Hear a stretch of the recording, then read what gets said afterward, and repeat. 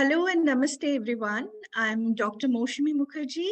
As India Country Director of the Star Scholars Network, I'm happy to welcome all of you virtually to the 2021 Star Global Conference being hosted from India by O.P. Jindal Global University. The mission and vision of the Star Scholars Network is to foster transnational research collaboration and social mobility. However, the entire world is now in the middle of a major crisis. Every sector of the economy and society has been affected by the ongoing global health pandemic. Our physical mobility, personal life, and professional life have been deeply impacted by lockdowns and various restrictions to mobility over the past 2 years. Yet, we have also noticed much resilience and innovation emerge out of this period of crisis. As the entire medical fraternity, social workers, teachers, students, parents, and diverse professionals learn to adapt to the new normal, we realize the value of higher education for the greater good. Research scientists around the world have come together to share data and cooperate to develop vaccines within record time. Social workers and professionals are leveraging the strengths of scientific and technological advancements to break the physical barriers to mobility. Hence, this conference will specifically deliberate on higher education for the greater good, leadership, and institutional resilience. Hope all of you will have an enlightening experience for the next 3 days. I would now like to invite the Director of the International Institute for Higher Education Research and Capacity Building and the founding Vice Chancellor of O.P. Jindal Global University, the host university hosting this conference this year, to share his special address. Over to you, Professor Raj. Thank you very much, Moushami, and very good morning to all of you friends in India. Good afternoon for our friends in Far East. Good evening in Australia and New Zealand. But of course, good morning to our friends, rather good late in the night for our friends in the US. It's such a pleasure for me to personally be here to welcome all of you to this fascinating global conference and Noam Chomsky Global Connections Award presentation. We have been working very hard, and I want to particularly extend my heartiest gratitude to the Association of Indian Universities, which is our partner, of course, the main organization, the Star Scholars Network, and also my colleague, Moushami Mukherjee, and the International Institute for Higher Education Research and Capacity Building, and O.P. Jindal Global University, which is indeed the host institution. I also want to recognize the presence of Professor Dr. Chris Glass, the Executive Vice President of Design and Strategic Innovation at Star Scholars Network, and Professor of Practice at the Department of Education, Leadership and Higher Education at the Boston College, Professor Dr. Joseph Berg, Senior Consultant and Senior Fellow, Association of Governing Boards of Universities and Colleges in the United States, Professor Dr. Pankaj Mittal, Secretary General of the Association of Indian Universities, Professor Dr. K.K. Agarwal, Chairman of the National Board of Accreditation, and of course, Professor Dr. Anil Sashramudde, the Chairman of the All India Council of Technical Education.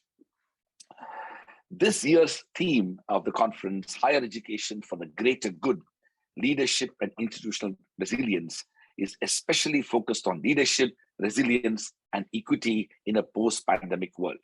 We obviously could not have chosen a more significant theme for the times that we live in.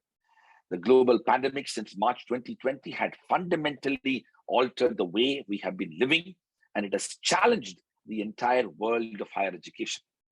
It is indeed a fact that the healthcare workers and doctors and nurses and others who are part of the healthcare workers, including the scientific community which were involved in making these vaccines happen, truly deserve appreciation for their leadership, for their resilience.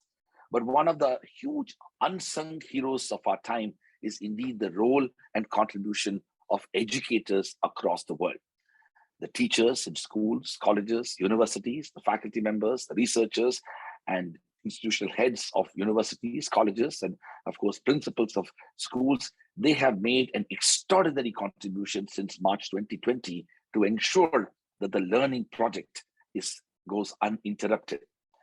amidst huge challenges for access, including technology and creating new opportunities for innovation, the entire education community came together literally in days, if not hours at times, to be able to make sure that the young people of the world are not adversely affected in their learning and knowledge creating aspirations. I want to take this moment to pay tribute to the educators of the world for their contribution, their dedication, their commitment, their leadership, and their own efforts to contribute towards resilience and equity in a post-pandemic world. We are also conscious of the fact that UNESCO has estimated that nearly 1.5 billion children across the world have been brought out of the educational imagination. They have been simply deprived of the opportunity to be educated during the pandemic because the idea of physical schools didn't happen. In a country like India, with 1.3 billion people, while 850 million people in India are less than 35 years of age, education is one of the most important goals for economic development, social development, as well as social mobility. We also are conscious of the fact that while online education and transformation through technology has enabled hundreds of universities and colleges, and of course, thousands of schools across the country to be able to provide that education, the reality is only 15% of Indian households have three things that are critical for ensuring that online education is even possible. Relatively uninterrupted electricity, that's the first thing. Relatively uninterrupted Wi-Fi connection, that's the second thing. And relatively working equipment, which is essential for online education. Now, only 15% of Indian households have these three things, which means that over 80% of Indian households have been simply deprived of the opportunity to be educated. The higher education institutions tend to have done much better than schools, but the reality is access is a serious problem. Higher education institutions have their own governance structure.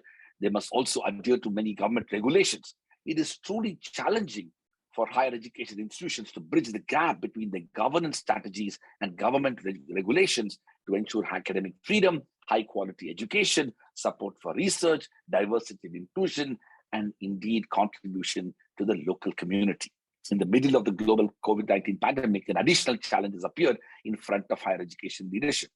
Their ability to lead higher education institutions through this crisis to demonstrate institutional resilience has become a matter of paramount importance.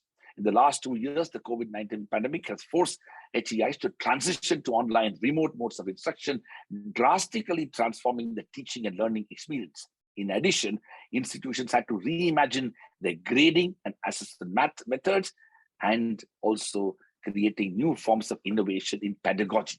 Students and faculty in some HEIs with strong financial resources have managed this situation much better, but it is not the same for most HEIs located in developing and underdeveloped countries. We have witnessed this even in India during the pandemic. This conference will spearhead the importance of higher education institutions that have been innovative and resilient during the pandemic. Higher education leaders will exhibit institutional resilience while deliberating upon the challenges we have overcome to a great extent in the past 2 years. Let me take a moment to pay tribute to the first Education Minister of India, Maulana Abul Kalam Azad. He said, and I quote, "Educationists should build the capacities of the spirit of inquiry, creativity, entrepreneurial and moral leadership among students and become their role model," unquote. This conference, I believe, is a good platform for educationists around the world to exhibit their spirit of inquiry, creativity, entrepreneurial and moral leadership among students and become their role model. I am sure the young scholars from nearly 40 countries who are presenting their research papers at the conference and participating in discussions will address the fundamental disparities within higher education institutions that the pandemic has further exposed. They might come up with solutions on how governments and higher education institutions can address this issue. I also want to recognize the fact that we are in this aspect together. The world has become a much smaller place than we ever could imagine. The fact that 50 plus research presentations, 5 roundtable discussions, and 10 thematic forums from people from around 40 countries who will be presenting their research in the next 3 days demonstrates the kind of connections and interlinkages that we have developed. I want to take this moment to once again thank our collaborators, the Association of Indian Universities, our main institution, the Star Scholars Network, and of course, OP Jindal Global University and IIHED for bringing together this conference on the Society of Transnational Academic Researchers, the 2021 Global Conference. Thank you very much.